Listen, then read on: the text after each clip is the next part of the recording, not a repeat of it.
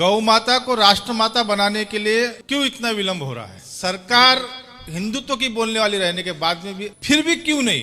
क्योंकि ये हमारी वेदना है। कहा जाता है कि अल्लाह ताला रहमान और रहीम है, कि फिर आप बकरा ईद के ऊपर इतने सारे जानवरों को आप जमा करते हो। बिस्मिल्लाहिर्रहमानिर्रहीम। अस्सलाम वालेकुम दोस्तों। सबसे ज़्यादा गोश्त जो है वो मीट हिंदू एक्सपोर्ट करते हैं, लेकिन इसी बारे में एक हिंदू शख्स सवाल करता है पंडित अनिरुद्ध आचार्य से। उसने कहा कि गौ माता को हम राष्ट्र माता क्यों नहीं बनाते? हालांकि बड़े बड़े जितने भी सियासतदान हैं, हमारी हुकूमत है, सीएम हमारा है, पीएम हमारा है, फिर भी जो है वो गौ माता को राष्ट्र माता क्यों नहीं बनाया जाता? दोस्तों आइए देखते हैं कि पंडित ने इस पर क्या जवाब दिया। उसके बाद एक और शख्स का सवाल था। उसने कहा कि अगर अल्लाह पाक इतने रहमान और रहीम हैं तो आप लोगों को जानवर खाने की इजाज़त क्यों देते हैं? आप जानवरों को काटते हैं, गाय को काटते हैं, बकरा काटते हैं। तो ये भी देखेंगे कि इस पर मुफ्ती यासिर नदीम साहब ने क्या जवाब दिया। वीडियो बहुत इंफॉर्मेटिव है, आइए वीडियो को स्टार्ट करते हैं। मुन्ना शुक्ला नागपुर से। मेरा प्रश्न ये था कि गौ माता को राष्ट्र माता बनाने के लिए क्यों इतना विलंब हो रहा है? मेरी गौशाला है, वहाँ नागपुर में चलाता भी हूँ, काफी आंदोलन भी उसके किया है। और सारे गौवंश नियाश्रित यानी जो कटने से बचाए हुए पुलिस द्वारा, वो मेरे पास में। वेदना इस बात की कि सरकार हिंदुत्व की बोलने वाली रहने के बाद में भी, आपने भी कई बार प्रश्न उठाया, प्रधानमंत्री जी ने आपको वीडियो भी देखा सबके साथ बैठ के, फिर भी क्यों नहीं? क्योंकि ये हमारी वेदना है। मांस के ऊपर सब्सिडी है, हमारी गौ माता के चारे के ऊपर सब्सिडी नहीं है, उसके ऊपर में लगाया गया। आप जैसे संतों से एक विनंती है कि आप धर्म संसद में जब बैठते हैं तो ये विषय को एक बार लीजिए और गौ माता को राष्ट्र माता बनाने के लिए। बिल्कुल सब चल रहा है प्रयास, बहुत जल्दी राष्ट्र माता बनेंगी गौ माता। हम सब तैयार हैं और आप सब हैं, हम सब हैं। भगवान चाहेंगे तो गौ माता राष्ट्र माता जल्दी बनेंगी। तो आगे मैं मुफ्ती साहब बढ़ता हूँ कि एक जैसे बिस्मिल्लाहिर्रहमानिर्रहीम के अगर हम ये कहें तो उसमें कहा जाता है कि अल्लाह ताला रहमान और रहीम है, और अल्लाह ताला के जो 99 नाम है उसमें रहमान और रहीम भी आता है। तो क्या लेकिन फिर जो हमारे आर्य समाज के जो दोस्त है और हमारे कुछ हिंदू भाई भी ये सवाल करते हैं कि फिर आप बकरा ईद के ऊपर इतने सारे जानवरों को आप जमा करते हो, उनकी कुर्बानी देते हो, तो क्या अल्लाह ताला सिर्फ इंसानों के ऊपर ही अपनी रहम और एहसान करते हैं, जानवरों के लिए वो रहमान और रहीम नहीं है? तो इस पे आप थोड़ी वजाहत करें। ये सवाल कोई नया नहीं है, ये सवाल बहुत पुराना है और आर्य समाज के लोग गुज़िश्ता 150 साल से सवाल कर रहे हैं और 150 साल में हमने हजारों मरतबा इस सवाल का जवाब दिया है। इसीलिए इस सवाल का जवाब मेरे पास एक नहीं है बल्कि 5 है, ठीक है? और उसके लिए थोड़ा सा मुझे वक्त दरकार होगा इन 5 जवाबों को मुख्तसरन बयान करने में, ठीक है जी। सबसे पहली बात तो ये समझिए कि हम अगर जानवरों को बगैर किसी अल्लाह ताला की इजाजत के, बगैर अल्लाह ताला की, बगैर जो कि मालिकुल मुल्क है, पूरी कायनात का मालिक है, उसकी इजाजत के बगैर अगर हम जानवरों को सताएं तब तो वाकई जुल्म हो। लेकिन जब हम अल्लाह को, परमेश्वर को मालिकुल मुल्क मानते हैं, यानी इस पूरी कायनात का मालिक मानते हैं, तो कायनात के अंदर तो जानवर भी तो आ गए ना, तो जानवरों का भी मालिक है। अब अगर वो ये कहता है कि भाई इन जानवरों को तुम खा सकते हो और उन जानवरों को ना खाओ, उसकी इजाजत के बावजूद भी अगर हम उन जानवरों को हलाल न समझें तो ये बड़ा जुल्म है कि मालिक ने अलाउ कर दिया, उसके बावजूद भी हम उसको हलाल नहीं समझ रहे हैं। ये ज्यादा जुल्म है, बड़ा जुल्म है। एक तो बात ये है। दूसरी बात, दूसरा जवाब देखिए, जुल्म आपने कहा कि भाई जानवरों को खाना जुल्म है। जुल्म के मुख्तलिफ दर्जात हैं, ठीक है? कम दर्जे का जुल्म, ज्यादा बड़े दर्जे का जुल्म, लेकिन जुल्म होने में सब चीजें सब बराबर के शरीक होते हैं। मिसाल लीजिए, अगर आपके नजदीक जानवर को काटना और उसको खाना जुल्म है तो फिर भाई जानवर के ऊपर सवारी करना भी जुल्म है। क्योंकि आप जानवर से पूछ के नहीं बैठते उसकी पीठ के ऊपर कि जी जनाब मैं आपकी पीठ के ऊपर सवारी कर सकता हूं कि नहीं, और वो सर हिलाकर जवाब देता होगा हाँ जी बैठ जाओ। ऐसा नहीं होता। आपने उसको खरीदा, आप उसके मालिक हैं, आप उसके ऊपर, उसकी पीठ के ऊपर बैठ जाते हैं, ये भी जुल्म का एक दर्जा है, ठीक है? उससे दूध निकालना, गाय का दूध निकालना, क्या आपने गाय से पूछा है कि जी दूध निकाल लें आज, या आज आप अपने बछड़े को पिलाएंगी? ऐसा तो नहीं होता ना। आप सिर्फ इसलिए कि मेरी मिल्कियत में ये गाय है इसलिए मैं इसका दूध निकालूंगा, महज इस वजह से आप उसका दूध निकाल लेते हैं। یہ بھی ایک ظلم ہے، چونکہ جو چیز اس نے یعنی میں آپ سے کوئی چیز آپ کی اجازت کے بغیر لے لوں تو کیا یہ نہیں کہا جائے گا کہ میں نے آپ کے اوپر ظلم کیا؟ اور آپ جو ہے گائے کا دودھ اس کی اجازت کے بغیر لے رہے ہیں، یہ بھی ظلم کا ایک درجہ ہے۔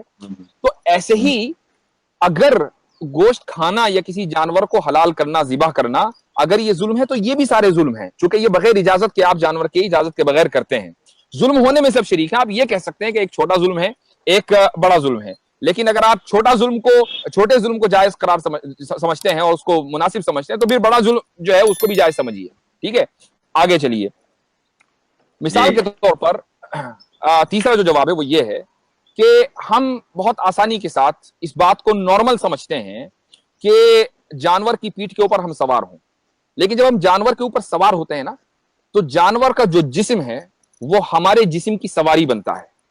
ٹھیک ہے، لیکن اگر ہم اسی جانور کو مثلا حلال کریں، ذبح کریں اور اس کو کھا لیں، اب جو اس کا گوشت ہے وہ ہماری روح کی سواری بنتا ہے۔ ٹھیک ہے، جب تک کہ ہم نے اس کو نہیں کھایا وہ ہمارے جسم کی سواری ہے، جب ہم نے اس کو کھا لیا اب وہ ہمارے روح کی سواری ہے۔ جسم اور روح کے درمیان اگر آپ کمپیریزن کریں نا تو روح جو ہے وہ ہمیشہ اعلیٰ اور یعنی بلند چیز، پوتر، ہاں وہ زیادہ پوتر، اس کو سٹل کہتے ہیں، وہ لطیف ہے، اور جو جسم ہے وہ ایک ادنا درجے کا ہے۔ یہی وجہ ہے کہ روح جلدی گندگی قبول نہیں کرتی، لیکن جسم جو ہے روزانہ گندا ہوتا ہے، اور اگر روح گندی ہوتی ہے تو وہ جسم کے گندا ہونے کی وجہ سے گندی ہوتی ہے۔ تو یہ چیز جانور کے لیے بھی شرف اور اس کی عزت کا باعث ہے کہ وہ پوتر چیز کی سواری بنے، نہ کہ وہ اس چیز کی کہ جس جسم کے اوپر گندگی دن رات لگی رہتی ہے۔ ٹھیک ہے، یہ آپ کا تیسرا جواب ہوا۔ چوتھا جواب سنیے۔ وہ لوگ جو اس پر اعتراض کرتے ہیں کہ جی جناب جانوروں کو ذبح کرنا غلط ہے اور ظلم ہے، عام طور سے یہ وہ لوگ ہیں جو اگلے جنم کا عقیدہ رکھتے ہیں۔ ٹھیک ہے، آپ بھی مانتے ہیں کہ بھئی وہ یہ کہتے ہیں کہ بھئی ہم مرنے کے بعد دوبارہ ہمارا جنم ہوگا اور جنم جب تک ہوتا رہے گا جب تک کہ مکتی نہ ملے۔ تو ان کا یہاں یہ عقیدہ ہے کہ اگر ایک انسان اپنی زندگی میں برے کام کرتا ہے اور اس کے کرم جو ہے خراب ہیں تو اگلے جنم میں وہ جانور، اس کی روح جو ہے وہ جانور کے جسم میں قید ہو جاتی ہے، پنرجنم میں، اگلے جنم میں۔ ٹھیک ہے، اب ہم جب اس جانور کو ذبح کرتے ہیں تو بھائی آپ کو تو ہمارا احسان مند ہونا چاہیے کہ جس آدمی کی اس کے خراب کاموں کی وجہ سے روح ایک جانور کے جسم میں قید ہے، ہم نے اس کو ذبح کیا اور روح کو جو ہے مکتی دلا دی، اور جسم کو ہم نے اپنی جسم کا، اس کے جسم کو، جانور کے جسم کو ہم نے اپنے جسم کا حصہ بنا لیا۔ نہ کہ آپ کو اس پر اعتراض ہونا چاہیے کہ آپ جو ہے اس یعنی جو برے کرم کی وجہ سے جس کی روح جو ہے جانور کے جسم میں ٹریپ ہے، ہم اس کو ٹریپ ہونے دیں جب تک کہ وہ جانور خود نہ مرے، ہم تو اس کو کاٹ کر اس کو ذبح کر کے اس کی جو روح ہے اس کو مکتی دلاتے ہیں۔ ٹھیک ہے، یہ آپ کا جو ہے چوتھا جواب ہوا۔